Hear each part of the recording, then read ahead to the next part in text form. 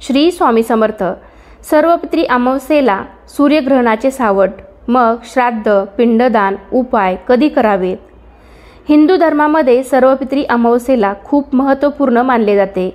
अनंत चतुर्दशीनंतर पितृपक्षाची सुरुवात होते. असे मानले जाते की या काळात आपले पूर्वज पितृलोकातून पृथ्वीवर येतात.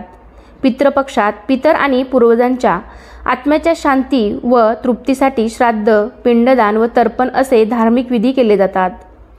धार्मिक मान्यतेनुसार पितृपक्ष दरवर्षी भाद्रपद महिन्याच्या शुक्ल पक्षाच्या पौर्णिमेपासून सुरू होतो आणि भाद्रपद महिन्याच्या कृष्ण पक्षातील अमावस्येपर्यंत असतो. यंदा 2 ऑक्टोबर 2024 रोजी पितृपक्षाचा शेवटचा दिवस म्हणजेच सर्वपित्री अमावस्या असेल. तसेच याच दिवशी सूर्यग्रहण देखील असणार आहे. हिंदू पंचांगानुसार भाद्रपद महिन्याच्या कृष्ण पक्षातील अमावस्येला सर्वपित्री अमावस्या असेही म्हटले जाते. सर्वपित्री अमावस्या 1 ऑक्टोबर 2024 रोजी रात्री 9:39 सुरू होईल, तर 2 ऑक्टोबर 2024 रोजी रात्री 12:18 अमावस्या तिथी समाप्त होईल. उदय तिथीनुसार 2 ऑक्टोबर 2024 रोजी सर्वपित्री अमावस्या श्राद्ध केले जाईल. सर्वपित्री अमावस्येला यावर्षीचे दुसरे सूर्यग्रहण देखील असणार आहे. या दिवशी रात्री 9:13 हे सूर्यग्रहण सुरू होणार असून ते रात्री 3:17 समाप्त होणार आहे.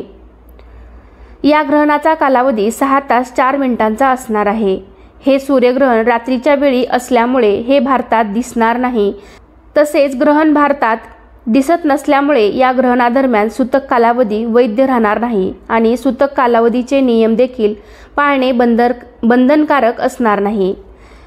तसेच शास्त्रानुसार या सूर्यग्रहणाचा भारतावर कोणताच परिणाम होणार नाही. त्यामुळे या दिवशी श्राद्ध, पिंडदान अशा कोणत्याच कार्याचा दोष लागणार नाही. म्हणजे तुम्ही तुमच्या नियमित वेळेमध्ये श्राद्ध, विधी, तर्पण हे सर्व कार्य करू शकता.